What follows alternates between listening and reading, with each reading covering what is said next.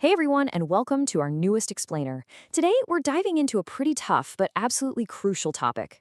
We're taking a highly focused look at a deeply alarming new human rights report that was just presented to the United Nations Human Rights Council in February of 2026. If you're watching this, you're probably the kind of person who really appreciates breaking down complex geopolitical issues to understand what's actually happening behind the headlines. Well, that's exactly what we're going to do today. We're going to use the findings from a specialized UN commission, along with some really urgent analysis from Amnesty International, to figure out what is happening right now in South Sudan, who's responsible, and what the international community is being asked to do about it. Airstrikes on civilians, forced recruitment of youth, impunity at the highest levels. Look, this isn't some historical data from a textbook, okay? This is the severe, extremely urgent reality on the ground right now.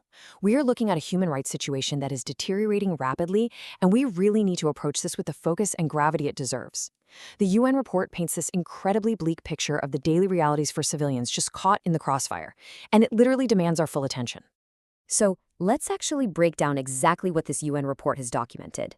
We're not talking about abstract concepts here. We're talking about documented, real-world violations of international human rights and humanitarian law. And these atrocities are actively happening across several regions, specifically the Upper Nile and Jonglei states, as well as the Central and Western Equatoria states. Just look at these specific violations for a second. We're seeing airstrikes directly targeting civilian populations, indiscriminate bombardments that just tear through communities without any regard for human life, and the forced recruitment of boys and young men by the South Sudan People's Defense Forces, or the SSPDF. I mean, the sheer scale of these abuses is completely staggering. But you know what's especially troubling here? It's the root cause connecting all of this. These aren't just random acts of violence or isolated incidents by a few rogue individuals. No, the UN report explicitly implicates senior military and political officials in these ongoing violations. We're looking at systemic, top-down actions. When you've got high-ranking leadership deeply involved in or even directing these kinds of operations, it completely changes how the international community has to respond. It means the very structure of authority itself is compromised. This structural problem, it's basically the engine driving the entire crisis. Tigger Shaguta, who is Amnesty International's regional director for East and Southern Africa, really hit the nail on the head. He states, and I quote, "The scale and recurrence of violations are enabled by impunity, implicating all parties to the conflict."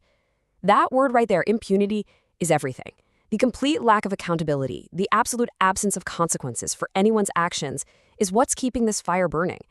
And notice he emphasizes this applies to all parties involved. When leaders know they won't be held accountable, it's like the guardrails of international law just completely vanish. Let's move on to our next section, the watchdog, understanding the CHRSS. So, what is the CHRSS? It stands for the Commission on Human Rights in South Sudan. Their mandate is incredibly specific and honestly vital. They're tasked by the UN to collect and preserve evidence of and clarify responsibility for alleged gross human rights violations, abuses, and related crimes. Basically, they're the objective evidence gatherers on the ground. Now, Amnesty International actually points out a really important detail here. South Sudan is one of the very few states to actually cooperate with a mechanism set up to address its human rights situation. That cooperation is a huge deal. It makes the Commission's work absolutely indispensable for any hope of future justice. But when we trace the timeline, it reveals a deeply frustrating reality. Back in March of 2016, the UN Human Rights Council established the CRSS specifically because conditions in the country were so critical and life-threatening. Now, fast forward a full decade to February 2026. This new report documents that those exact conditions remain completely unchanged. Actually, scratch that. Violations are worsening and the impunity is just as persistent.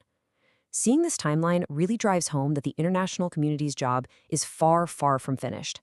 This commission is just as urgent today as it was 10 years ago. Which brings us to our final section today, the push for renewal. Amnesty International has a very direct, urgent demand for the international community right now.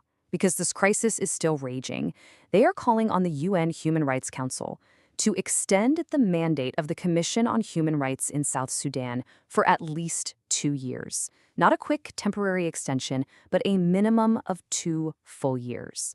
This isn't just, bureaucratic housekeeping. It's a desperate plea to make sure that this vital process of gathering evidence doesn't suddenly go dark right when the human rights situation is getting worse. And why does that 2-year extension matter so much? Because now is absolutely not the time to end or relax scrutiny of the violations in South Sudan.